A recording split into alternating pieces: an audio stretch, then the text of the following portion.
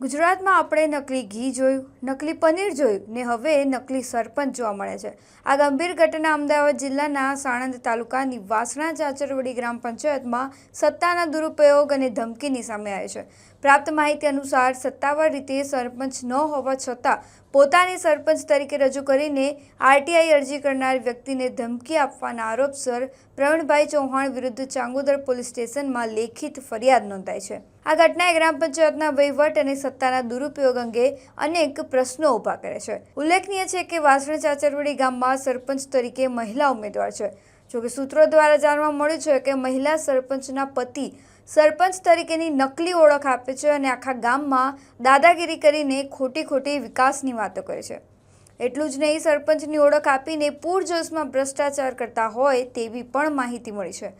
મહત્વની વાત એ છે કે આ પહેલાં પણ સરપંચની ઓળખ આપીને અનેક વખત ભ્રષ્ટાચાર કર્યો હોવાનું પણ સામે આવ્યું છે। હવે શું છે સમગ્ર મામલો તેની વાત કરીએ તો તારીખ 25 ફેબ્રુઆરી 2026ના રોજ ફરિયાદીએ આરટીઆઈ એક્ટ હેઠળ વાસણા ચાચરવડી ગ્રામ પંચાયત પાસે કેટલીક માહિતી મેળવવા સત્તાવાર અરજી કરી હતી।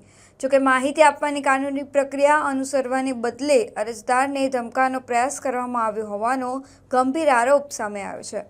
આરોપ મુજબ પ્રવીણભાઈ ચૌહાણે ફરિયાદીના મોબાઈલ પર ફોન કરીને પોતાને સરપંચ તરીકે ઓળખ આપી હતી અને આરટીઆઈ અરજી કરનાર દબાણભર્યું અને ધમકીભર્યું વલણ અપનાવ્યું હતું। તેમણે ધમકીભર્યા સ્વરે કહ્યું હતું, આરટીઆઈ લેવા એકલો જ આવજે, બીજાને સાથે લાવતો નહીં। આરટીઆઈ માંગી આવીને વાસણાની ચાકરાની સરપંચની હા સાહેબ, હું સરપંચ બોલું, તું લેવા આવજે। આવ્યો હેલો, કોણ બોલો? તું લેવા આવજે અહીંયા આગળ। કોણ બોલો છો?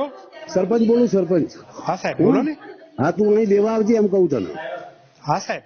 હા, તું અહીં લેવા આવજે, આરટીઆઈ માંગી હતી, બીજા ના મોકલતો તું આવજે।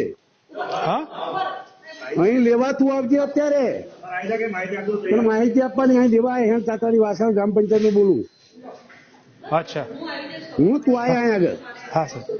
હું હા હા, જોરી લઈને આવજે। હા, જોરી કોઈ નહીં। તું આ લઈ જા ભાઈ, ગાડી મિલી તૈયાર છે કે તૈયાર હું આવી જા। હા હા, હું આવી જા। હાલો આપણે હાલો। ફરિયાદી દ્વારા આ સમગ્ર ફોન કોલનું ઓડિયો રેકોર્ડિંગ પણ પુરાવા તરીકે પોલીસને સોંપવામાં આવ્યું છે। આરોપ છે કે પ્રવીણભાઈ ચૌહાણ સત્તાવાર સરપંચ નથી, છતાં પોતાને સરપંચ તરીકે રજૂ કરીને તેમણે આરટીઆઈ પ્રક્રિયા અટકાવવાનો પ્રયાસ કરે છે। ફરિયાદીએ જણાવ્યું છે કે આરોપીનું રાજકીય રીતે મજબૂત ઓળખાણ ધરાવતું નેટવર્ક છે અને તેમને કાયદાનો કોઈ ખાસ ભય કે ડર નથી એવું પણ સ્પષ્ટ થાય છે। આ ઉપરાંત આરોપી તથા તેમના મળતિયાઓ દ્વારા ફરિયાદીની મિલકતને નુકસાન પહોંચાડવામાં આવ્યું હોવાનો પણ ઉલ્લેખ છે।